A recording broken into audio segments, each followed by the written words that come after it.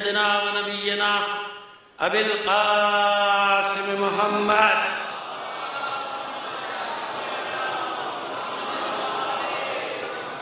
وآله الطيبين الطاهرين المعصومين ولعنة الله على أعدائهم أجمعين من الآن إلى قيام يوم الدين. أما بعد، فقد قال الله تعالى في كتابه المبين وهو أصدق القائلين وقوله الحق: بسم الله الرحمن الرحيم. والله أخرجكم من بطون أمهاتكم لا تعلمون شيئا وجعل لكم السمع والأبصار والأفئدة لعلكم تشكرون. صلوات بجی محمد علی محمد.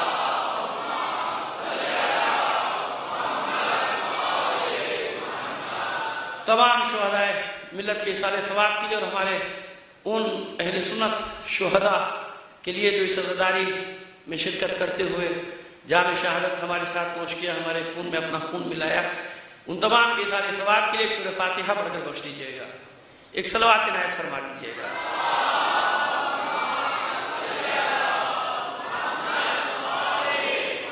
اس سے بہتر انداز میں بلند آواز سے بات لیجیے.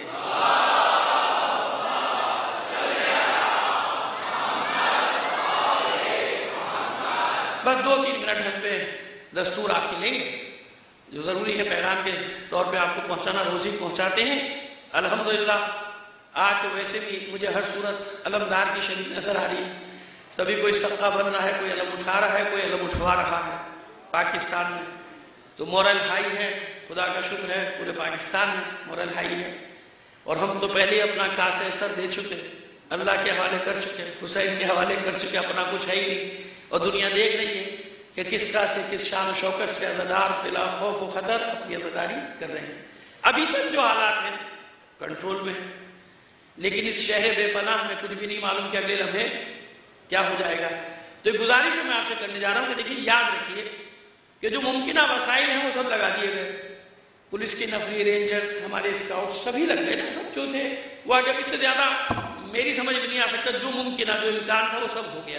وہ کیا جا رہا ہے؟ اب خفیہ اداروں کی ذمہ داری کہ وہ اپنی ذمہ داری کو کس طرح انجام دیتے ہیں، مگر اس کے باوجود بھی کچھ ہو جائے کوئی پرواہ نہیں. یہ یاد رکھیے گا کہ جو یہاں پر حفاظت پہ جلوسوں کی معمول ہوتے ہیں، اسکاؤٹس ہوں یا سپاہی ہوں، رینجرز کے سپاہی ہوں، پولیس کے سپاہی ہوں، ٹریفک کے سپاہی ہوں، یہ آپ کے لیے کھڑے ہیں.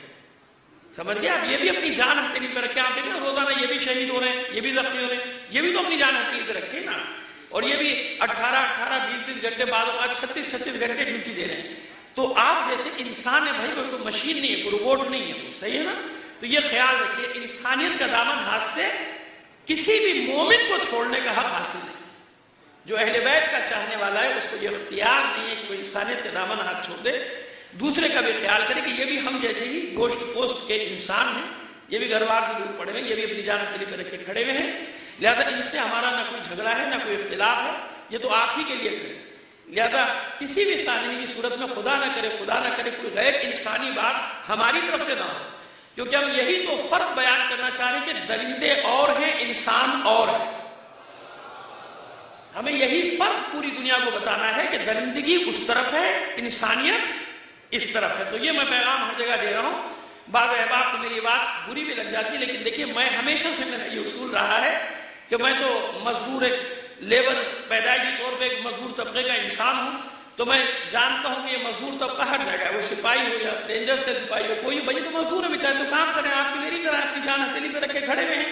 لہٰذا ان سے ہمارا کوئی اختلاف، کوئی جھگڑا نہیں ہے. ہم سب مل کر دیکھیے اس وقت کیا ہے کہ شیعہ ہوں، سنی ہوں، پولیس کے سپاہی ہوں، رینجرز کے سپاہی ہوں، اسکاؤٹ ہوں، ہم سب کو مل کر اس سازش کو ناکام بنانا ہے جو اس شہر کے خلاف اور جو اس ملک کے خلاف ہو رہی ہے. ہمیں اپنی تاریخی ذمہ داری کو ادا کرنا ہے. اور یہ بھی میں ایک بار عرض کر چکا ہوں آپ کی خدمت میں شروع کی مجالس میں کہ اللہ نے، میں تو حمد ادا کرتا ہوں، شکر ادا کرتا ہوں کہ اللہ نے اس قابل پایا کہ تاریخ کے اس بدترین دور میں ہمیں سخت ترین امتحان میں ڈالا ہے. اب یہ ہمارے ول پاور پہ ہے کہ ہم کس طرح اس امتحان سے نکل جاتے ہیں. تمام مومنین مسلمین کی حفظ و سلامتی کے لیے بلند آواز سے ایک صلوات بھیج دیجیے محمد آل محمد پر. آئیے یہ انسان. اور ایک شکریہ اور اس میٹرو چینل کا بھی ادا کرنا چاہوں گا. سب چینل اپنا اپنا طور پہ حق ادا کر رہے ہیں عزاداری کا. یہ میں کوئی مسکا نہیں لگا رہا، میرا مزاج بھی نہیں، میری عادت بھی نہیں ہے. مسکہ لگانے کی، کسی کو خوشامد کرنے کی، لیکن واقعی جس انداز میں یہ میٹرو پہلی محرم سے عزاداری کی خدمات انجام دے رہا ہے، عزاداروں کی خدمت کر رہا ہے، اس پر میں ان کی پوری انتظامیہ کے ان کے مالکان اور جہاں کیمرہ مین کھڑے ہوتے ہیں بیچارے، یہ بھی اپنی جان ہتھیلی پہ رکھ کے کھڑے ہوتے ہیں، اپنی پوری قوم کی جانب سے، ملت کی جانب سے ان کا شکریہ ادا کر رہا ہوں کہ پاکستان کے کونے کونے میں یہ مجالس اعزا دیکھی جا رہی ہے اور انسانیت کا پیغام نشر کرنے میں یہ چینل اپنا بھرپور کردار ادا کر رہا ہے۔ ان سب کی سلامتی کے لیے بھی ایک اور صلوات بھیج دیجئے محمد علیہ۔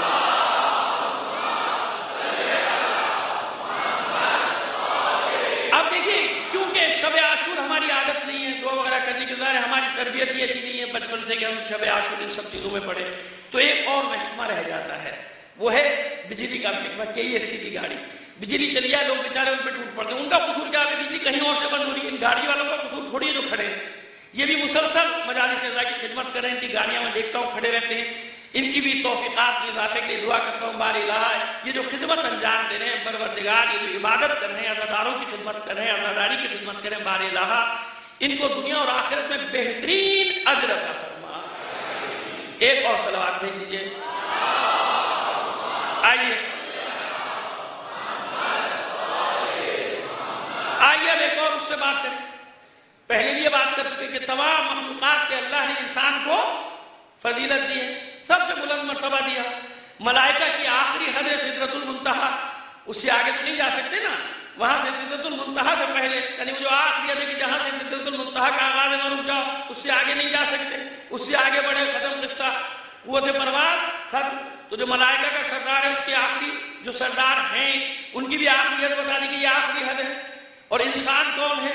انسان جب اپنے کمال پر پہنچے تو اس سے بھی آگے، یعنی حد واجب کے قریب پہنچ جاتا ہے، حد واجب کے روبرو ہو جاتا ہے، حد واجب سے اتنا فاصلہ رہ جاتا ہے کہ 2 کمانے یا 2 کمانوں سے بھی کم۔ اب آج سوال یہ اٹھائیں گے کہ یہ کیوں ہے؟ ایسا ہے کیونکہ ملائکہ کی عبادت اپنی جگہ، لیکن یاد رکھیے گا ایک بات کہہ رہا ہوں، ابھی دعوے میں دلیل بھی پیش کر دوں گا کہ ملائکہ کی عبادتیں اپنی جگہ، ایک انسان کی عبادت ان سے افضل ہے، ایک انسان کی عبادت ان سے افضل ہے۔ من گھبرائیے، میں ایک بات کہہ رہا ہوں اور ابھی دلیلیں بھی پیش کر دوں گا آپ کے سامنے کہ ملائکہ کی عبادتیں اپنی جگہ۔ اب دیکھیے مسئلہ کیا تھا، اسی پر تو ملائکہ نے اعتراض کیا تھا نا پروردگار عالم کی بارگاہ میں، خالق کون و مکان کی بارگاہ میں کہ پروردگار ہم وہ لوگ ہیں، نحن نسبح بحمدک ونقدس لک، ہم تیری تسبیح بھی کرتے ہیں، ہم تیری تقدیس بھی بیان کرتے ہیں، خلیفہ تو انہیں بنا رہا ہے، یہ جو جھگڑا کریں گے، یہ جو فساد برپا کریں گے، اور یہ سارے اعمال سامنے پہلے بحث کر چکا کہ جو پس منظر ہے اس بات کا یہ سب کریں گے، تو پروردگار عالم نے پھر جواب کیا تھا، انی عالم ما لا تعلمون۔ دیکھیے مسئلہ کیا ہے کہ کیوں انہوں نے کہا کہ ہم حمد کرتے ہیں، ہم تسبیح کرتے ہیں، ہم تیری تقدیر بیان کرتے ہیں، اور اس کے سوا کچھ کرتے ہی نہیں، اور تو انہیں یہ منصب دے رہا ہے، انہیں یہاں تک پہنچا رہا ہے۔ یہ مسئلہ کیا ہے کہ یہ یہاں تک پہنچ گئے اور ہم تسبیح کر رہے ہیں، تقدیس کر رہے ہیں، تو دیکھیے فرق کیا ہے دونوں کی عبادتوں میں۔ ایک صلوات بھیجیے محمد آل محمد پر۔ دیکھیے یہ رکھیے گا، یہ میں نے مقدمہ بنا کے الگ رکھ دیا، اب ایک دوسرے پہلو سے گفتگو کر کے پھر باتوں کو جمع کریں گے۔ آئیے، انسان کی قسمیں ہیں، کچھ عرفا نے کی ہیں، کچھ فلاسفہ نے کی ہیں، کچھ متکلمین نے، کہ سب نے اپنے اپنے طور پہ انسان کی قسمیں کی ہیں۔ جیسے کہ نفس کی قسمیں کی ہیں بہت ساری، نفس مطمئنہ، نفس امارہ، نفس لوامہ، نفس انسانی، نفس ملکوتی، نفس شیطانی، نہ معلوم کتنے قسمیں، جس نے جو جس فیلڈ کا ہے اس حساب سے اس نے انسان کی قسمیں کی ہیں۔ انسان ناطق ہے، حیوان کو حیوان ناطق، اور یہ دوسرا حیوانی، مختلف قسمیں بناتے چلے گئے۔ اسی طرح ایک قسم انسان کی اور ہے جو تقسیم بندی کی گئی، اس تقسیم میں ایک تقسیم یہ کہ انسان طبیعی، انسان نفسی، انسان عقلی، انسان طبیعی، انسان نفسی اور انسان عقلی۔ انسان طبیعی کیا ہے؟ یہ اعضاء جوارح، یہ انسان طبیعی ہے، یہ مادی انسان ہے، یہ پیکر ہے مادے کا، یہ آنکھیں، یہ کان، یہ ہاتھ، یہ ناک، یہ پیر، یہ سب کیا ہے؟ انسان طبیعی ہے۔ انسان نفسی کیا چیز ہے؟ انسان نفسی وہ ہے جو لمحے بھر میں ہزاروں میل کا سفر طے کر لیتا ہے اور پلٹ کے واپس بھی آ جاتا ہے۔ ہر انسان کی بات کر رہا ہوں، کسی خاص انسان کی بات نہیں کر رہا. ہر انسان، یہ انسان نفسی کسے کہتے ہیں؟ اس کے نفس میں اتنی قوت پرواز ہے کہ لمحے بھر میں امریکہ چلا جائے گا، واپس بھی آ جائے گا. جاتا ہے کہ نہیں جاتا؟ بھائی ذہن میں آپ کہاں کہاں چلے جاتے ہیں، کہاں کہاں نہیں آ جاتے. یہ نفس انسان کا اس میں اتنی قدرت ہے کہ لمحے بھر میں ہندوستان، لمحے بھر میں آسٹریلیا، لمحے بھر میں افریقہ، لمحے بھر میں امریکہ، اور وہاں سے واپس بھی آ گیا گھوم پھر کے لمحوں میں. تو اب یہ انسان نفسی ہے کہ نہیں؟ اور حالت خواب میں بتا بھی دیا کہ حالت خواب میں جب روح بدن سے جدا ہوتی ہے تو کہاں کہاں ہو کے آ جاتی ہے. ہو کے آ جاتی ہے کہ نہیں ہو کے آ جاتی؟ جہاں جانے میں آپ کو مہینوں کا فاصلہ طے کرنے پڑے، آپ نے خواب دیکھا، خواب میں پتہ نہیں کہاں پہنچے، واپس بھی آ گئے، آنکھ بھی کھل گئی. بعض اوقاتوں کا اچھا ہوا آنکھ کھل گئی، بڑا ڈراؤنا خواب تھا.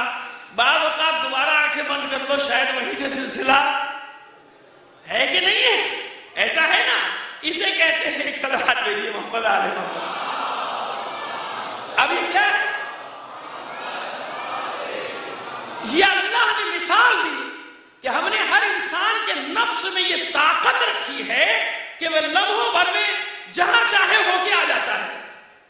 چاند پہ ہو کے آ جائے، ستاروں پہ ہو کے آ جائے، ہوا میں گھوم رہا ہے، اڑ رہا ہے، کہاں سے کہاں پہنچ گئے، ایک کونے سے دوسرے کونے میں پہنچا، آنکھ کھل گئی.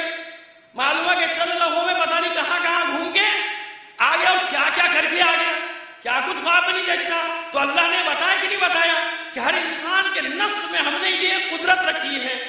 اگر کوئی انسان اس پہ قابو پا لے حالت ہوش و حواس میں، بھائی قوت تو ہے نا، قدرت تو ہے نا، قدرت ہے، طاقت ہے. مثال دے دی اللہ نے کہ دیکھو لمحے بھر میں تم کہاں کہاں سے گھوم پھر کے واپس آ جاتے ہو. ارے جاگ رہا ہے آدمی، ذہن میں لے آیا امریکہ، نیو یارک میں گھوما، واپس آ گیا. بھائی ذہن ہے نا، قید تو نہیں کر سکتے، چلا گیا کہیں بھی ہو کے آ گیا لمحے بھر میں. ابھی وہاں تھا یہاں آ گیا، ہے کہ نہیں؟ تو پروردگار عالم نے یہی تو مثال دی کہ انسان طبیعی اور ہے. ڈرتا کیوں ہے انسان؟ اس لیے کہ اسے نفس کی پہچان نہیں. وہ صرف اس طبیعی، اس مادی جسم کو دیکھتا ہے، مادی دنیا کو دیکھتا ہے.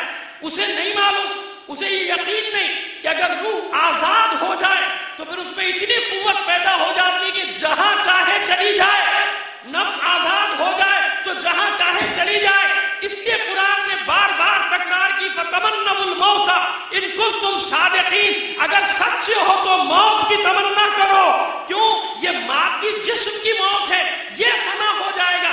اس لیے حقیقی مومن موت سے نہیں ڈرتا، موت سے نہیں گھبراتا. جانتا ہے کہ جسم کی قید سے آزاد ہو کر مجھے اتنی قوت پرواز مل جائے گی کہ جو یہ مادی انسان نہیں دیکھ سکتا میں دیکھوں گا. اللہ یا رسول اللہ. آئیے اب آپ کے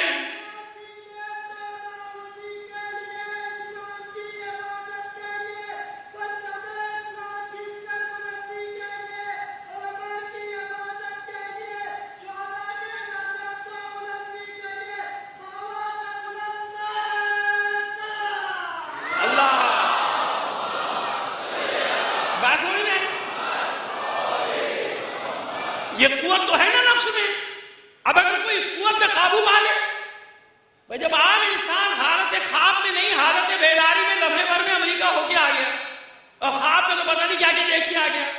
جو کبھی بھی نہیں دیکھا وہ بھی دیکھ لیتا ہے، جو نہیں دیکھنا چاہتا وہ دیکھ لیتا ہے، جسے دیکھنے کی خواہش ہوتی ہے اسے دیکھ لیتا ہے کہ نہیں؟ یہ خواہش، یعنی اس کا مطلب نفس میں قوت ہے. آج تک کوئی خواب کی مادی توجیہ پیش نہیں کر سکا. کتنا ہی بڑا مادہ پرست ہو، خواب کی تعبیر اور توجیہ اس کی سمجھ میں نہیں آئی کہ یہ خواب کیسا ہوتا ہے کہ انسان سویا اور کہیں سے کہیں پہنچ گیا. کیوں؟ روح آزاد ہو گئی. کہتے ہیں نا، معصوم کا قول بھی ہے، امام جعفر صادق علیہ السلام کی حدیث ہے، اور بھی دیگر معصومین سے بھی یہی مفہوم نقل کیا کہ موت کی ایک ادنا سی مثال ہے تمہاری نیند. جب تم سوتے ہو تو سمجھو کہ مر گئے، روح نکل گئی، کہیں بھی چلی جائے، کہیں بھی ہو کے آ جائے. اب اگر انسان اس پر قابو پا لے، یہ قدرت تو ہے نا اس میں، بالقوہ تو ایک چیز موجود ہے نا. اگر بالفعل کوئی اس کے اوپر قابو پا لے، اس پر ملکہ حاصل کر لے، تو اب مجھے بتائیے کہ جب عام انسان حالت خواب میں چند لمحوں میں، چند سیکنڈ میں، چند منٹ میں پوری دنیا گھوم کے آ سکتا ہے، امریکہ گھوم کے آ سکتا ہے، تو جس کو یہ ملکہ حاصل ہو جائے، جو اپنے نفس کا سودا کر لے اللہ کے ساتھ، جو اپنے نفس کا سودا کر لے پیغمبر کے ساتھ، تو اب مجھے بتاؤ اگر عالم بیداری میں وہ سدرۃ المنتہا تک پہنچ جائے تو پھر شک کیسا؟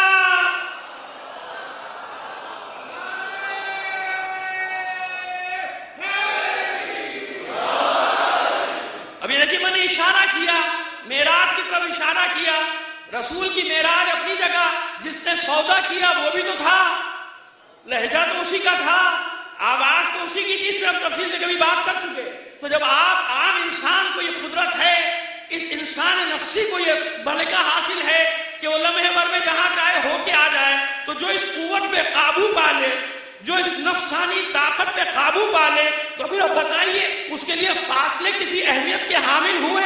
جب آپ چند لوگوں میں پوری دنیا گھوم کے آ سکتے ہیں، جس دنیا کو گھومنے میں آپ کو 1 سال کا عرصہ چاہیے، 6 مہینے کا عرصہ چاہیے، پہنچنے میں کئی دن درکار ہیں، تو اب مجھے بتائیے کہ جس کو یہ ملکہ حاصل ہو جائے نفس پر، اگر وہ چند لمحوں میں کنڈی کھٹکتی رہے دروازے کی اور ہو کر آ جائے تو پھر شک کیسا؟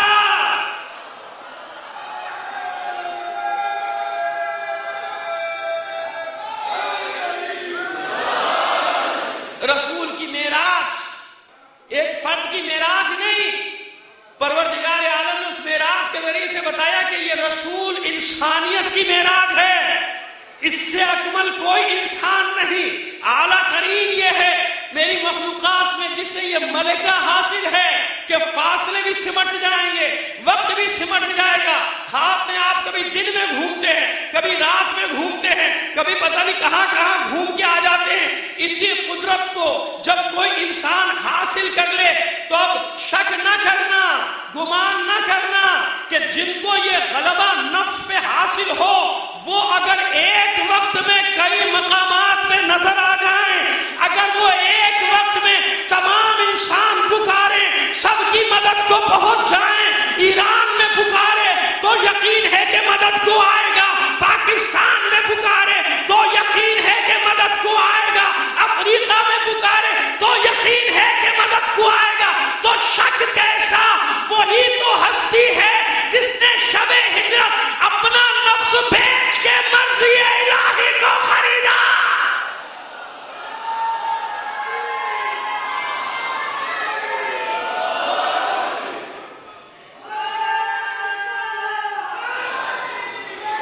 نعرے بیٹا میں نعرے کو منع نہیں کر رہا، مگر ایسے لگائے کہ پتہ چلے منظم۔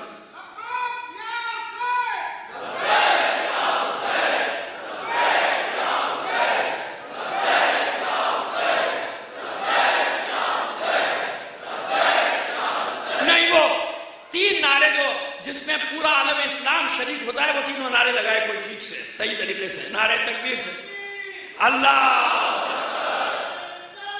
یا رسول اللہ، یا اتنی بلند آواز سے ایک صلوات کی عنایت فرما دیجئے گا۔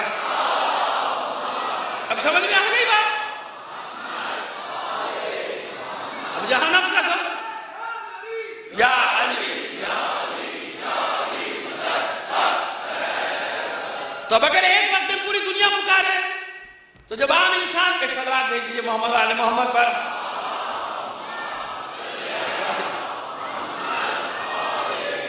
حجت الاسلام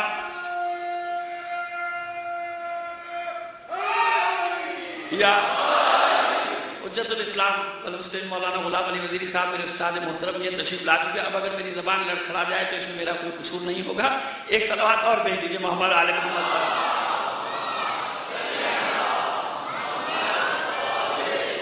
تب سمجھ میں آیا کہ یہ انسان نفسی کون سا ہے، کہ یہ نفس جو آپ کو خواب میں گھماتا ہے، یہ نفس جو آپ کو خواب میں لے کے جاتا ہے، بیداری کے عالم میں آپ یہاں بیٹھے ہیں، ذہن چلا گیا امریکہ ہو کے آ گئے، یا کسی اور ملک گئے تھے یاد آ گئی، ملے رشتہ داروں سے واپس آ گئے، یہ کتنی دیر لگی آنے جانے میں، کتنے لمحے سر ہوئے، تو اب اسی لیے یہ نفس دیا کہ اس سے پہچانو کہ جب تم عالم بیداری میں اور عالم خواب میں یہ قدرت رکھتے ہو، یہ طاقت رکھتے ہو کہ لمحوں بھر میں دنیا کا سفر طے کر کے آ جاؤ، آنکھ کھلے تو بستر میں پڑے ہو، تو جسے اللہ نے یا جس کی خاطر اللہ نے ان عالمین کو خلق کیا یا جس کی وجہ سے عالمین کو خلق کیا، اسے اس نفس پہ کتنی قدرت حاصل ہوگی۔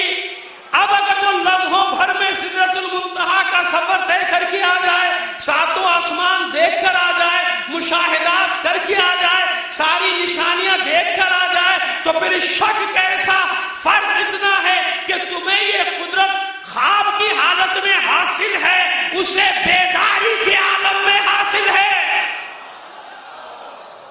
اور دلیل دے دوں کوئی کہہ سکتا ہے کہ آپ نے کہہ دیا بیداری، کیا پتا وہ بھی خواب میں ہوا ہے نا؟ ارے کوئی سوال کر بیٹھے، میرا بھائی پڑھا لکھا اور اس کا حق ہے کہ وہ سوال کرے۔ ہم نے کبھی سوالات کے بدلے بندوق تھوڑی اٹھائی کہ سوال کر رہا ہے مار دو، سوال کر رہا ہے اڑا دو، پوچھ رہا ہے مار دو۔ ہم نے تو ہمیشہ سے 1400 سال سے حق ہے جو اللہ نے دیا، جو رسول نے دیا، جو ائمہ طاہرین نے دیا، سوال کرنا سب کا حق ہے۔ کوئی سوال کرے صاحب آپ کہہ رہے ہیں، ورنہ ایک طبقہ ایسا بھی ہے جو کہتا ہے کہ یہ معراج خواب میں ہوئی ہے نا، کہتے ہیں نا لوگ، ایک ہیں کچھ لوگ ہیں احباب ہمارے، خیر ہمیں ان سے وہ نہیں ہے، خدا نہ کرے کہ ہماری دشمنی تھوڑی ہے، ان کی اپنی ایک فکر ہے، وہ کہتے ہیں تو خواب کے عالم میں ہوئی۔ اور اب بھی میری گفتگو سے یہ سوال پیدا ہو سکتا ہے کہ بھئی جب ہر آدمی خواب میں سب کچھ کر سکتا ہے تو ممکن ہے معاذ اللہ رسول کو بھی خواب میں یہ سب کچھ ہوا ہو۔ لیکن یاد رکھیے کہ قرآن مجید کا ایک اپنا انداز ہے، پروردگار نے ان چیزوں کو مبہم رکھا ہی نہیں۔ یقیناً قرآن مجید میں محکم بھی ہیں، متشابہ بھی ہیں، مجمل بھی ہیں، مبین بھی ہیں، مطلق بھی ہیں، مقید بھی ہیں، عام بھی ہے، اخذ بھی ہے، سب ہے، سب چیز ہے، مگر اس کے باوجود ان چیزوں کو مبہم نہیں رکھا۔ دیکھیے جناب ابراہیم نے خواب دیکھا تو اللہ نے خواب کہا کہ نہیں کہا قد صدقت الرؤیا، آپ نے اپنے خواب کو سچا کر دکھایا۔ جناب یوسف نے خواب دیکھا، قرآن نے خواب ہی کہا، میں نے 11 ستاروں کو اور چاند کو سجدہ کرتے دیکھا، خواب کو خواب ہی کہا۔ جس نے جہاں خواب دیکھا اللہ نے اسے خواب ہی کہا، بیداری کا عالم نہیں کہا۔ جتنی مثالیں ہیں قرآن میں اٹھا کے پڑھ لیجئے، جس نبی نے خواب دیکھا، جس نے خواب دیکھا، اللہ نے اسے خواب ہی کہا کہ میں نے خواب دیکھا، میں نے ایسا دیکھا ہے۔ یہاں اس لیے الگ کیا معراج کو کہ خواب کی بات نہیں ہے، خواب ہوتا تو اللہ اپنی تسبیح کیوں بیان کرتا؟ خواب نہیں ہے، خواب ہوتا تو اللہ کو اپنی تسبیح بیان کرنے کی ضرورت نہیں تھی۔ سبحان الذی اسری بعبدہ لیلا من المسجد الحرام الی المسجد الاقصی، لائق تسبیح ہے وہ ذات، پاک ہے وہ ذات جس نے اپنے بندے کو خواب نہیں دکھایا، سیر کرائی ہے۔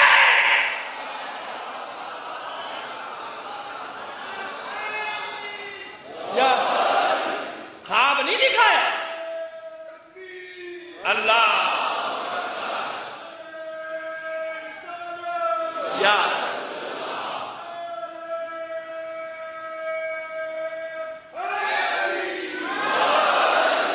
خواب کی بات کہا یا تو سیر کرانے کی بات کہ ہم نے اپنے حبیب کو سیر کرائی۔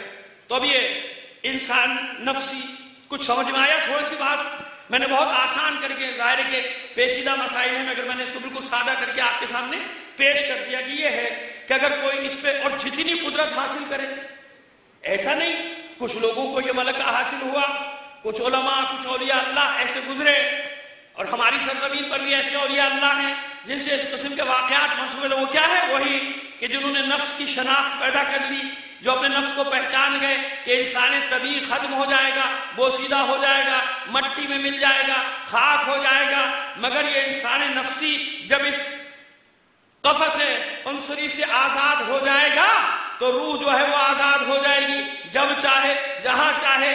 اسی لیے انتقال یہاں پہ ہو، امریکہ میں کر لیجئے روح کے ایصال ثواب کی مجلس، انگلینڈ میں کر لیجئے ایصال ثواب کی مجلس، جو دنیا کے جس کونے میں رہتا ہے اپنے عزیز کے لیے برائے ایصال ثواب مجلس کرتا ہے کہ نہیں؟ کہ فلاں کی روح کے لیے کیوں؟ جانتا ہے، لاشعوری طور میں جانتا ہے کہ جب تک جسم کی قید میں تھی روح اس وقت وہ زمان و مکان کا پابند تھا.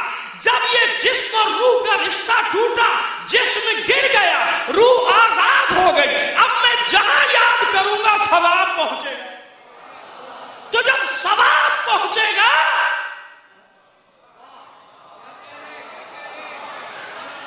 اب مجمع ماشاءاللہ ایسا ہے کہ میرے جملہ ادا کرنے سے پہلے سمجھ جاتا ہے بات کو. ایک صلوات بھیج دیجیے محمد آل محمد.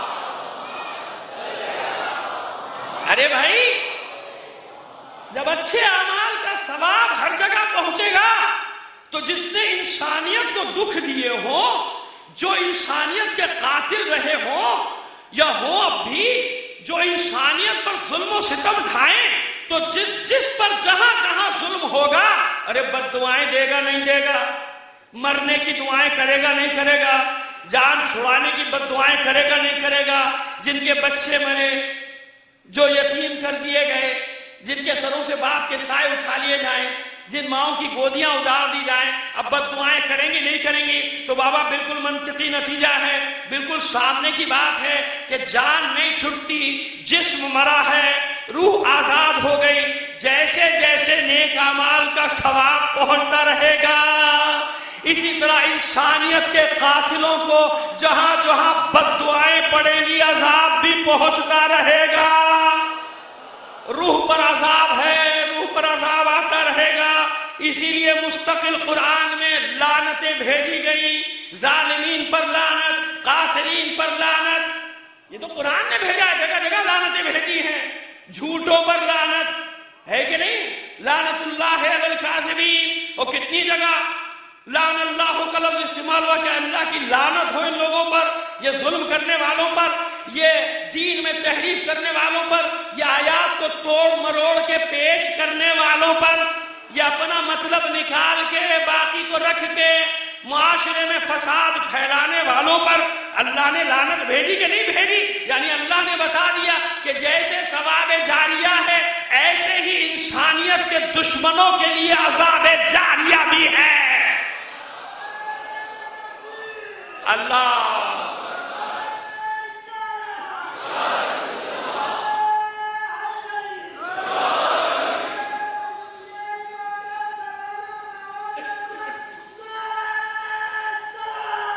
اللہ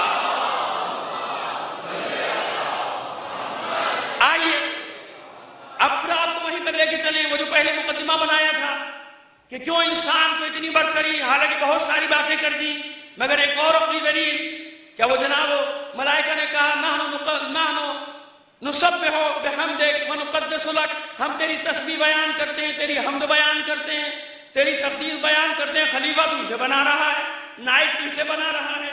اب پروردگار نے تو قرآن مجید میں اتنا کہا کہ جو میں جانتا ہوں وہ تم نہیں جانتے. اس امتحان کا بھی ذکر کر دیا کہ ان کو جو علم دیا وہ تمہیں نہیں دیا. لیکن عبادت کی بات تو اپنی جگہ، جو میں نے دعویٰ کیا کہ ایک انسان کی عبادت ان کی عبادتوں سے افضل. اب اس کا جواب کہاں ملے گا؟ مولائے متقیان، مولائے عارفان علی ابن ابی طالب علیہ السلام اس کا جواب دیتے ہیں. آپ اس کے جواب میں فرماتے ہیں سمجھانے کے لوگوں کو کہ کیوں فضیلت ہے تمہیں، کیوں تمہاری عبادت افضل. کہ سنو، یہ ملائکہ جس عبادت میں معمور ہیں کر رہے ہیں. کچھ ملائکہ کا کام ہے قیام کریں، بس قیام کی حالت میں ہیں. کچھ ملائکہ کا کام ہے رکوع کریں، رکوع کی حالت میں ہیں. کچھ ملائکہ کا کام ہے سجدہ کریں، سجدے کی حالت میں ہیں. کچھ ملائکہ کی ذمہ داری ہے تسبیح بیان کرتے رہے، تسبیح بیان کرتے رہتے ہیں. کچھ کی ذمہ داری ہے تقدیس بیان کرے، تقدیس بیان کرتے رہتے ہیں. ہر ملائکہ کے گروہ، ان کی عبادتیں تقسیم. تمام ملائکہ میں سے کوئی گروہ ایسا نہیں کہ جو ساری عبادتیں ایک ساتھ کرے. کہ یہ انسان میں کیا ہے؟ یہ تکبیر بھی بیان کرتا ہے، تحریم بھی بیان کرتا ہے، تکبیر بھی بیان کرتا ہے، تسبیح بھی بیان کرتا ہے، تقدیس بھی بیان کرتا ہے، قیام بھی کرتا ہے، رکوع بھی کرتا ہے، سجود بھی کرتا ہے، روزے بھی رکھتا ہے، زکوٰۃ بھی دیتا ہے، خمس بھی کرتا ہے، جہاد بھی کرتا ہے، حقوق اللہ بھی ادا کرتا ہے، حقوق الناس بھی ادا کرتا ہے. بس یہ فرق ہے ملائکہ میں اور انسان میں کہ ملائکہ جس خدمت میں معمور ہیں وہ کرنے پہ، یعنی خلقت ہی اس لیے ہوئی، مگر انسان کو اللہ نے ان عوالم میں اس لیے، ان عالمین میں اس لیے فضیلت دی کہ اسے تمام صفات دے کر اور ایک حد تک اختیار دے کر بھیجا. صفات رذیلہ بھی ہیں، صفات حسنہ بھی ہیں، یہ داری صفات کا مجموعہ بنایا تاکہ یہ ان فضیلت کے ساتھ جب عبادت کرے گا تو کہاں ملائکہ کی عبادت، کہاں انسان کی عبادت، یہ اختیار کے ساتھ کر رہا ہے، وہ جبر کے ساتھ کر رہا ہے.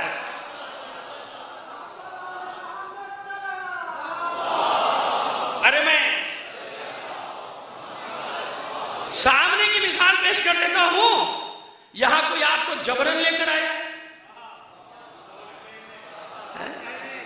برسوں ہو گئے ڈراتے ہوئے آپ کو، نہ جانا نہ جانا، مار دیے جاؤ گے، مر جاؤ گے. کوئی جبرن لے کر آیا کہ آپ کے نفس پہ جبر ہو کہ نہیں میں جانا ہے، مجبوراً جانا ہے.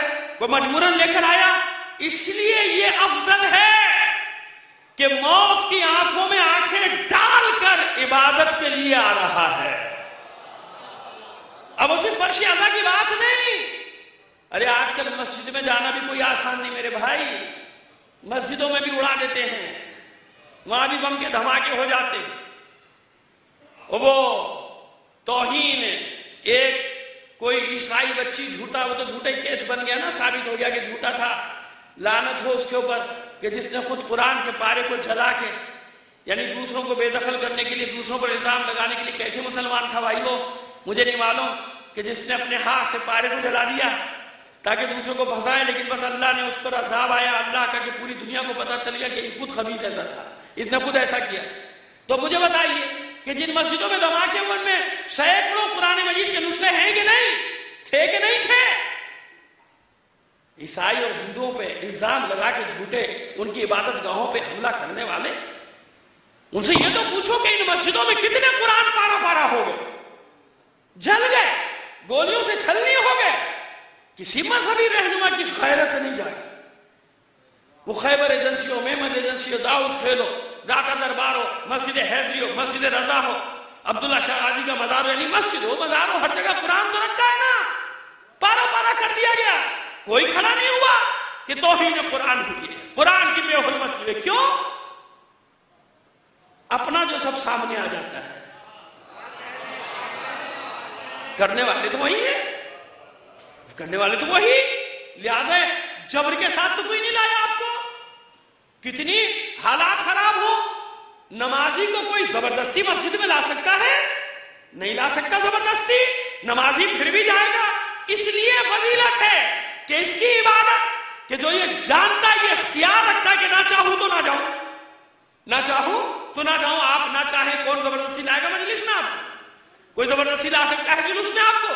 یہاں تو جبر ہے ہی نہیں، بالکل بھی جبر نہیں ہے، اپنی مرضی ہے کہ نہیں. تو اب جب اس انداز میں جائے گا مسجد میں، جب اس انداز سے جائے گا اپنی عبادت کرنے کے لیے، چاہے امام بارگاہ میں آئے، فرش عزا پہ آئے، ذکر رسول و آل رسول سننے کے لیے آئے، کہ جس کے لیے بڑا پروپیگنڈا کیا جاتا ہے کہ یہ ہوتا ہے، یہ ہوتا ہے، یہ ہوتا ہے. ارے بھائی آؤ تو صحیح، دیکھو تو صحیح، پتہ چل جائے گا کیا ہوتا ہے. اور اب تو میڈیا نے بتا ہی دیا کہ کیا ہوتا ہے. صلوات بھیج دیجیے محمد آل محمد پر.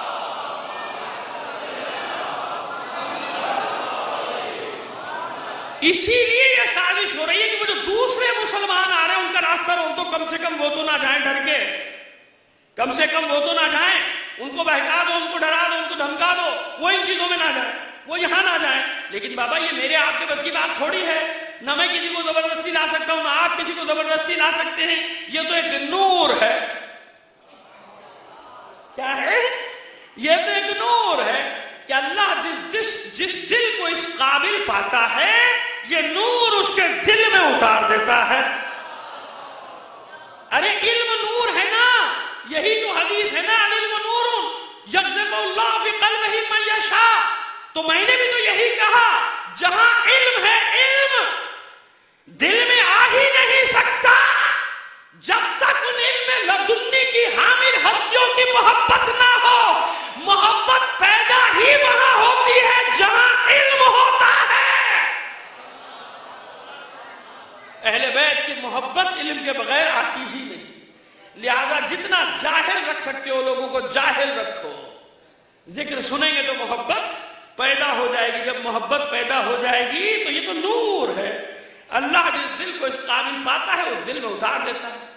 میں کتابوں کا مخالف تھوڑی ہوں، لیکن کتابیں تو ذریعہ ہیں، سیڑھیاں ہیں. ممکن ہے کتابیں پڑھ لے دل میں نور آئے نہیں. کتابیں پڑھتے نہیں پڑھتے لوگ، وہ کتابیں پڑھ کے فسادات کرا دیتے ہیں. پڑھ کے تو بتاتے ہیں نا، جاہل تھوڑی فساد کراتا ہے. اس کو تو تفصیل سے کبھی بات کر چکے. جناب کتابیں پڑھنا تو مسئلہ نہیں ہے نا، کتابیں پڑھ کے مگر اویس قرنی، جناب اویس قرنی نے کتنا پڑھا لکھا، بیچارے کے پاس پڑھنے لکھنے کا وقت ہی نہیں تھا. بھیڑیں چراتے تھے، ماں کی خدمت کرتے تھے، صحرا میں رہتے تھے، لیکن دل میں تشنگی ہے، پیاس ہے، علم کی پیاس ہے. اللہ کی بارگاہ میں یہ تشنگی بھی کافی ہے، یہ پیاس بھی کافی ہے کہ وسائل نہیں مگر پیاس تو ہے نا، تشنگی تو ہے.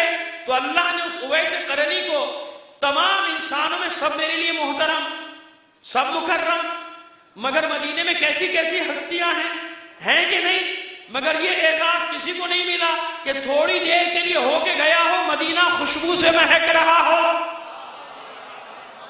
ہے نا، یہ تو ہمارے یہاں بھی ہے، ہمارے اہل سنت برادران کیا بھی ہے کہ جب جناب اویس قرنی آئے حضور سے ملاقات بھی نہیں ہوئی، واپس چلے گئے، مگر حضور نے آتے ہی سوال یہ کیا تھا کہ کون آ کے گیا ہے، کون آ کے؟ کوئی بھی نہیں آیا.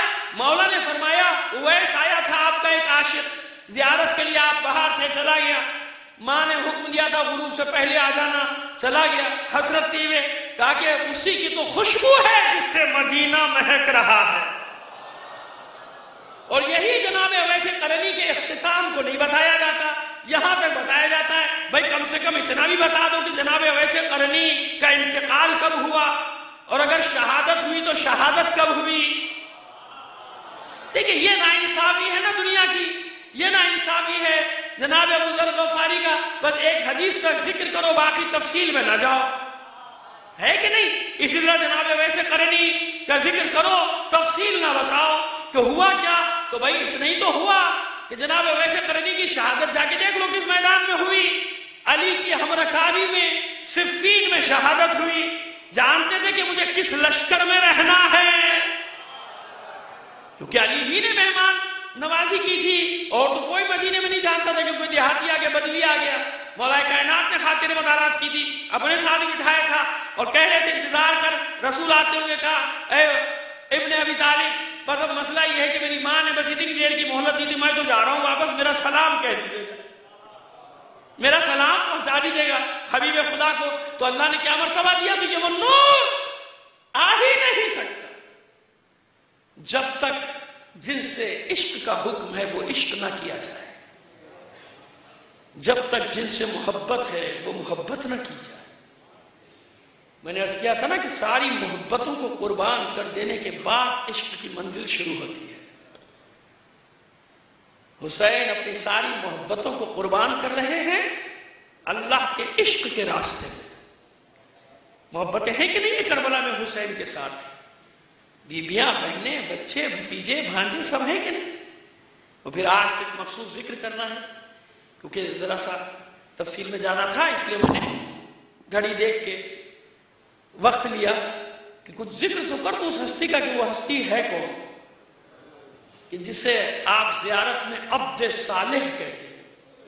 یا ایھا العبد الصالح، مطیع ہے اپنے مولا کا، اطاعت گزار ہے امیر المومنین کا، اطاعت گزار ہے حسن مجتبیٰ کا، اطاعت گزار ہے حسین کا. عباس جس کا نام، ایک محبت عباس میں ہمیشہ ایک جملہ کہتا ہوں، پروردگار مجھے معاف کر دے، میں کیا کروں، میرا دل چاہتا ہے کہ میں وہ جملہ کہوں عباس کی محبت میں کہ اللہ نے علی کو تخلیق کیا ساری انسانیت کے لیے مثال بنا کر، قیامت تک آنے والے انسانوں کے لیے اللہ نے علی کو تخلیق کیا پیغمبر کی نصرت کے لیے. اللہ نے علی کو خلق کیا رہبر و رہنما بنا کر اللہ نے علی کو خلق کیا، مظہر صفات خدا بنا کر۔ یہاں ایک جملہ کہہ رہا ہوں کہ علی نے عباس کو تخلیق کیا اپنی صفات کا مظہر بنا کے۔ ایسی تربیت کی علی نے عباس کی، اس طرح سے بنایا عباس، بنایا، تخلیق کیا ہے۔ یہ کردار کتنا اہتمام ہے جناب عباس کے لیے، کتنا اہتمام۔ اور بھی بیٹے کربلا میں شہید ہوئے ہیں، جناب عباس کے دوسرے بھائی بھی شہید ہوئے، امام حسن کے صاحبزادے بھی شہید ہوئے، 5 کے قریب صاحبزادے امام حسن کے کربلا میں شہید ملتے ہیں۔ لیکن عزاداروں، عباس کے لیے کتنا اہتمام ہے علی کا کہ جناب عقیل کو حکم دیا جاتا ہے، عقیل ایسے قبیلے کی تلاش کرو کہ جہاں نسلوں میں پشت در پشت کوئی بزدلی کا شائبہ نہ ہو، اور تلاش کیا ہے بنی کلاب۔ جناب عقیل نے اور آ کر بتایا کہ اس خاندان میں ایک ایسا گھر ہے ایسا کہ جو پشت در پشت نیزے کی انیوں سے کھیلنے والے مشہور ہیں، جو اس سے کھیلتے رہے، نیزوں کی انیوں سے کھیلنے والے مشہور ہیں معاشرے عرب۔ فاطمہ بنت حزام کا انتخاب جناب عقیل نے کیا مولا کائنات کے لیے، اور جب رشتہ گیا ہے تو جناب حزام کی حالت عجیب تھی۔ دوڑتے ہوئے گھر میں گئے، اپنی زوجہ سے کہتے ہیں کہ مجھے یقین نہیں آ رہا کہ میں سو رہا ہوں کہ بیدار ہوں۔ خوشبختی نے ہمارے دروازے پر دستک دی ہے، ہمارے مقدر کھل گئے، اللہ نے ہم پر اپنی نعمت نازل کی۔ جانتی ہے میری بچی کے لیے کس کا رشتہ آیا ہے؟ جانتی ہے کس کا رشتہ؟ تو اس خاندان کی خوشی کا یہ عالم۔ تو جناب فاطمہ کلابیہ کو ان کے ماں باپ نے بھی سمجھا دیا تھا کہ تو کس کے گھر جا رہی ہے؟ فاطمہ کے گھر جا رہی ہے۔ تو عباس کس کا بیٹا ہے؟ اس ماں کا بیٹا ہے جس نے اس چوکھٹ پہ سر پہلے رکھا تھا، قدم بعد میں۔ اللہ کا شکر ادا کیا تھا جناب ام البنین نے کہ بار الہا تو نے مجھے اس گھر کی کنیزی کا شرف عطا کیا۔ اور اس کے بعد فاطمہ کے بچوں کے قدموں میں جا کے بیٹھے اور دست بستہ عرض کیا تھا جناب ام البنین نے، شہزادے شہزادیوں، ماں بن کے نہیں کنیز بن کے آئی، مجھے اپنی کنیزی میں قبول کر۔ یہ ہے فاطمہ کلابیہ۔ اور جب جناب عباس کی ولادت باسعادت ہوئی اور خبر ملی ہے مولا کو، مسجد میں تھے، مولا تیز تیز قدموں سے آئے، تیز تیز قدموں سے، لاؤ میرے بچے کو۔ لیا ہے، اور وہی منظر ہے جو حسین کی ولادت پہ رسول کا تھا۔ بازوؤں کو بوسے دے رہے ہیں، سر کو بوسے دے رہے ہیں، رو بھی رہے ہیں، خوش بھی ہیں، رو بھی رہے ہیں۔ جناب ام البنین نے کہا مولا میں پریشان ہوں۔ کہا کیوں پریشان؟ کہ مولا نہ اس نے غذا طلب کی ہے، نہ روتا ہے، نہ آنکھیں کھولتا ہے، مسکرائے۔ کہ حسین کو بلا کر یاد رکھیے گا جناب سید الشہداء اور جناب عباس کے سن و سال میں 18 سے 22 سال تک کا فرق ہے۔ جناب سید الشہداء جناب عباس کی ولادت کے وقت جوان ہیں، شہزادیوں کے سن و سال بھی اتنے ہی ہیں، بچے نہیں ہیں حسن حسین یا زینب ام کلثوم علیہ السلام، یہ بچے نہیں ہیں، سب اس سن و سال کے ہیں۔ حسین کو جب معلوم ہوا کہ میرا بھائی آیا ہے تو دوڑے ہوئے آئے، بابا میرے بھائی کو مجھے دے دیجیے۔ علی نے عباس کو حسین کی آغوش میں منتقل کیا، بس حسین کی آغوش میں آنا تھا، عباس نے آنکھیں کھول دی،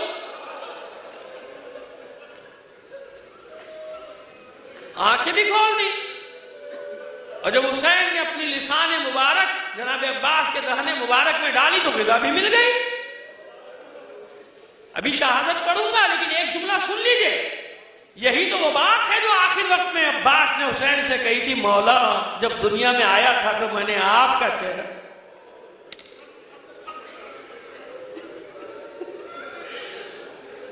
مولا جب میں نے دنیا میں آنکھیں کھولی تھی سب سے پہلے آپ کا چہرہ دیکھا تھا، اب چاہتا ہوں کہ اس آخری وقت میں بھی آپ کی زیارت کروں۔ ایک آنکھ میں سر کا خون جمع ہو گیا ہے، ایک آنکھ میں تیر ہے۔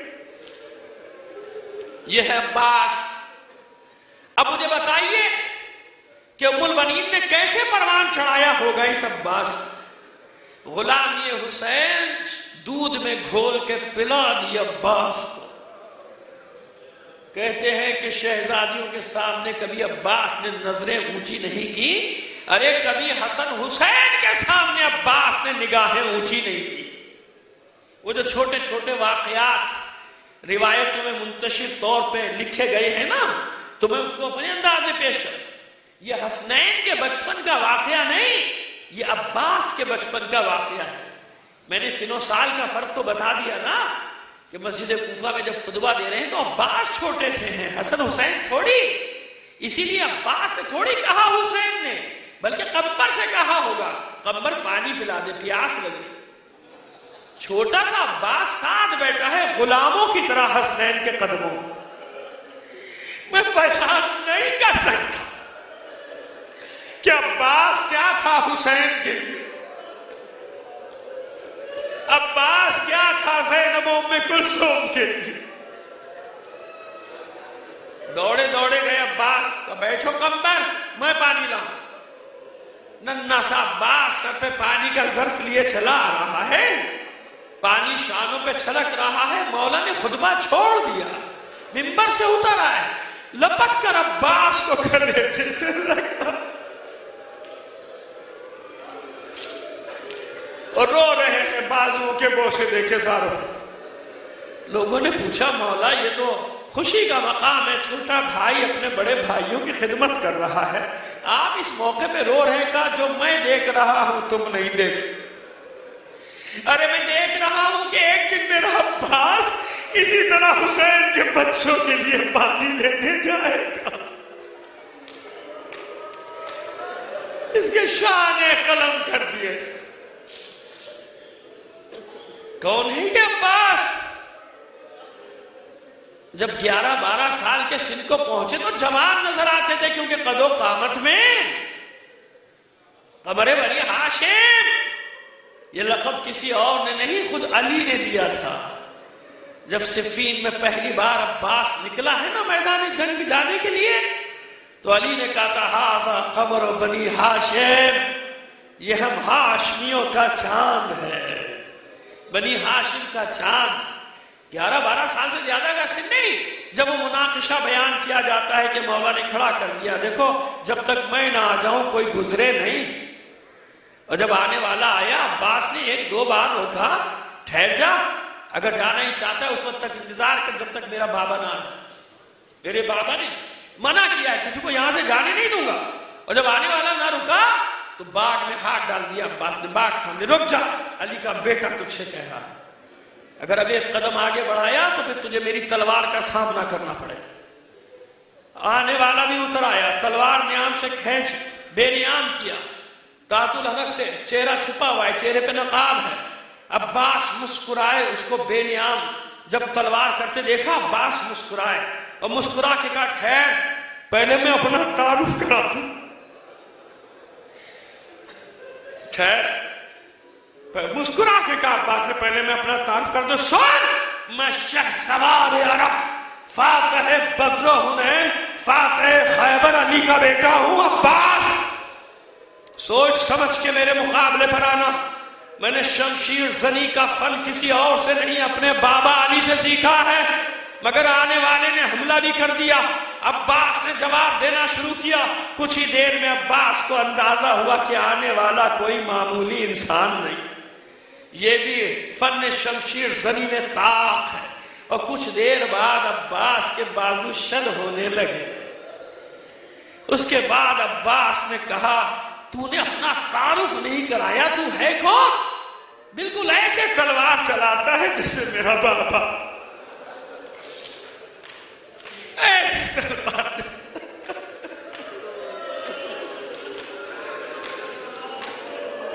ایسے تلوار چلاتا ہے جیسے میرا بابا. اب تو میرے بازو بھی شل ہونے لگے. بس ادھر عباس نے اس بات کا اظہار کیا، اپنے بازو کے شل ہونے کا اظہار کیا، ادھر آنے والے نے تلوار پھینکی عباس کو سینے سے. میرے لال عباس، ارے اتنی دیر تو کسی اور سے نہیں اپنے بابا علی سے.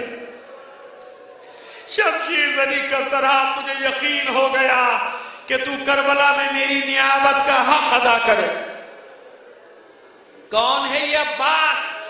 کیوں مان ہے زینب کو اپنے عباس پہ اتنا کہ کسی کی مجال ہے میرے سر سے چادر چھین، کسی کی مجال ہے میرے بازو میں رسن بار، کسی کی مجال ہے مجھے قیدی بنا کے بازاروں میں پھرائے. کیوں؟ ارے زینب دیکھ رہی ہے. زینب اور عباس کی سن و سال میں بھی 17-18 سال کا فرق ہے. زینب دیکھ رہی ہے، زینب دیکھ رہی ہے کہ چھوٹا سا عباس جب شہزادی جنت البقیع جانے کے لیے نکلتی ہے، جب شہزادی نانا کے روزے پہ جانے کے لیے نکلتی ہے، تو یہ ننھا سا عباس جب نکلتی ہے گھر سے، حالانکہ رات کا وقت ہے، سب کو معلوم ہے کوئی گھروں سے نہیں نکلتا، سب بنی ہاشم اپنے حلقے میں لے کر چلتے ہیں، مگر عباس کا یہ عالم ہے کہ چھوٹا سا عباس ایک چھوٹی سی تلوار لے شہزادی کے آگے آگے اور آواز دیتا جاتا ہے، لوگوں اپنے دروازے کھڑکیاں بند رکھ، اپنی آنکھیں بند رکھنا، میری شہزادی نانا کے روزے پہ جا رہی، میری شہزادی ماں کی قبر پہ جا رہی. دیکھا ہے زینب نے اس ننھے سے عباس. اب مجھے بتائیے کربلا میں کیا حال ہوگا زینب کا جب یہ علم ہوا ہوگا کہ عباس میدان کی طرف جا رہا ہے. عزاداران حسین، کہاں کہاں عباس نے امتحان دیا. جب 5 کو خیمے ہٹائے جا رہے تھے، ابھی حکم آیا تھا، ایک دستہ آیا تھا حکم لے کر کہ خیمے ہٹا.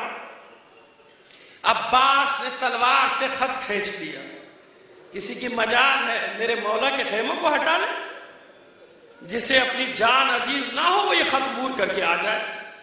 اور عباس کے تیور دیکھ کے آنے والے سپاہیوں میں کسی کی جرات نہ تھی کہ خط عبور کر لیتے. انصار حسینی فخر سے دیکھ رہے ہیں عباس کہ اکیلا عباس اور اتنا روب، حسین کے شیر کا اتنا روب و جلال. حسین بھی مسکرا رہے ہیں عباس کے تیور دیکھ کر. اتنا جلال عباس، کسی کی ہمت نہیں کہ آگے بڑھے. پھر حسین خود آگے بڑھ کر عباس کے شانے پر اپنا بایاں ہاتھ رکھ دیا، دائیں شانے. عباس کو احساس ہوا کہ میرے مولا کا ہاتھ ہے، سر جھکا دیا. عباس ابھی جنگ نہیں کرنی، خیمے ہٹا.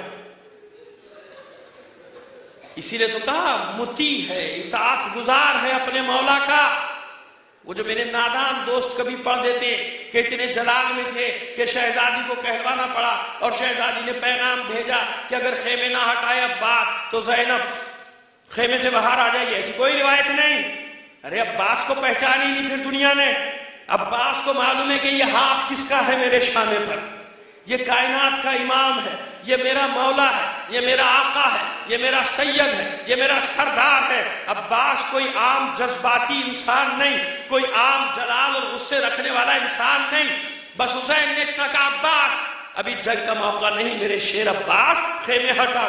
بس عباس نے نظریں اٹھا کر بھی نہیں دیکھا وہ تلوار جس سے خط کھینچا تھا، بس اتنا کہا نظریں زمین پہ گاڑ کے عباس نے، مولا تیرا یہ غلام ہر حکم کی اطاعت کرے.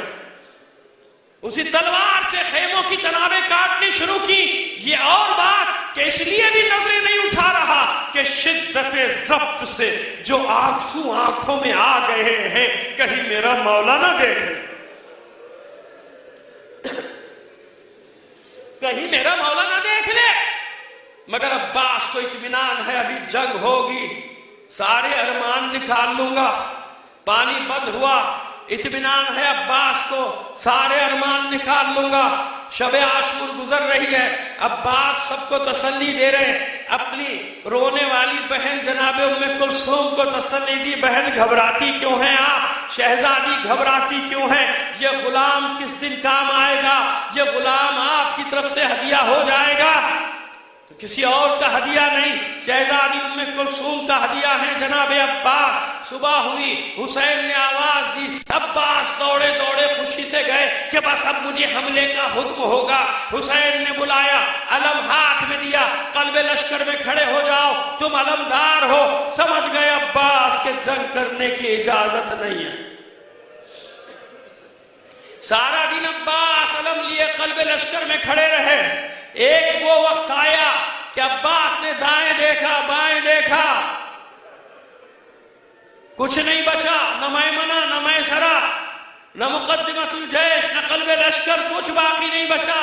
خلف میں دیکھا، کچھ باقی نہیں۔ سر جھکائے جھکائے، علم ہاتھ میں لیے در خیمہ پہ حاضر ہوئے۔ اس نے باریابی طلب کیا، اس نے دخول طلب کیا، مولا یہ غلام اس نے باریابی چاہتا ہے، اجازت ملی، داخل ہوئے، سر جھکائے کھڑے ہیں، ہمت نہیں ہے حسین کے سامنے بات کرنے کی۔ عباس نے، حسین نے بھرپور نظریں ڈال کر کہا، عباس کچھ کہنا چاہتے ہو؟ عباس نے نظریں جھکائے جھکائے کہا، ہاں مولا، اگر آپ کی اجازت ہو تو یہ غلام کچھ عرض کرے گا۔ حسین نے اجازت دی۔ عباس کہتے ہیں، مولا اب اس غلام کو بھی مرنے کی اجازت دے دو، اب اس غلام کو بھی جنگ کی اجازت دے دو۔ حسین نے عجیب جملہ کہا، عباس تو میرے لشکر کا علمدار ہے، تمہیں باب الحوائج سلامت رکھے علم اٹھانے والوں۔ عباس تو میرے لشکر کا علمدار ہے، علمدار تو زینت ہوتا ہے۔ کیوں کہا مولا نے یہ جملہ؟ جانتے ہو جب کسی شہید کا لاشا لاتے تھے حسین، بیویاں گھبرا کے علم کے پھریرے کو دیکھتی تھی، اطمینان ہو جاتا تھا کہ جب تک علم کا پھریرا لہرا رہا ہے عباس موجود ہے، اور جب تک عباس موجود ہے کوئی مصیبت خیموں کے نزدیک نہیں آ سکتی۔ عباس تجھ سے بیویوں کی ڈھارس ہے، تجھ سے بچوں کی ڈھارس ہے۔ عباس کہتے مولا میرا لشکر کہاں ہے؟ سب کو تو آپ نے گنجے شہیدہ میں لٹایا۔ بچی دوڑتی ہوئی آئی، بس عزادارو آخری منزل تک لے کر جا رہا ہوں آپ کو۔ بچی دوڑتی ہوئی آئی، سوکھا سا مشکیزہ اپنے ہاتھوں سے عباس کے گلے میں ڈالا۔ عباس نے گھاٹ پر قبضہ کیا، مشکیزے کو بھر لیا۔ حسین دور سے دیکھ رہے ہیں کتنی تیزی سے علم گیا ہے نہر کی طرف، پھر دیکھا کہ تیزی سے واپس آ رہا ہے، پھر دیکھا رفتار آہستہ ہوئی، پھر دیکھا کبھی علم دائیں جاتا ہے، کبھی علم بائیں جاتا ہے۔ پھر حسین نے دیکھا ایک بار علم جھکا، پھر اٹھ گیا، تھر تھر آیا، پھر جھکا، پھر اٹھ گیا۔ تیسری بار علم تھر تھرا کے گرا، اٹھ نہ سکا۔ ارے کیا کرے عباس، علم کو بچائے یا پانی کو بچائے؟ مشکیزہ پہ چھا گیا عباس، مگر جب وہ تیر آ کر لگا جس نے مشکیزے کا پانی بہایا، عباس کی پسلیوں میں پیوست ہوا۔ آس ٹوٹ گئی عباس کی، آس ٹوٹ گئی عباس کی۔ کربلا میں جو شہید گرا ہاتھوں کا سہارا لیتا تھا، عباس کے بازو نہ تھے، طرح سر کے بل آیا تھا، سارے تیر جسم میں ہو گئے تھے۔ سکینہ فضہ سے کہا، ماں فضہ بڑی دیر ہو گئی، میرا چچا نہیں آیا۔ فضہ نے خیمے کا پردہ اٹھایا، مشاہدہ کیا اور پکار کر کہا، سکینہ مبارک ہو، مبارک ہو، تیرے چچا نے اپنا وعدہ پورا کر دیا، تیرے چچا کا علم آ رہا ہے۔ میں کہتا ہوں اماں فضہ بڑی جلدی کر دی آپ نے، بڑی جلدی کر دی آپ نے۔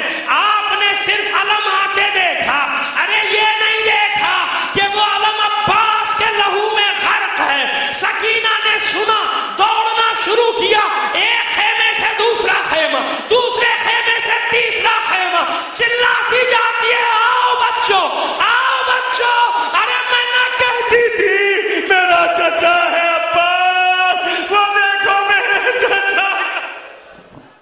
حسینی طرز خمینی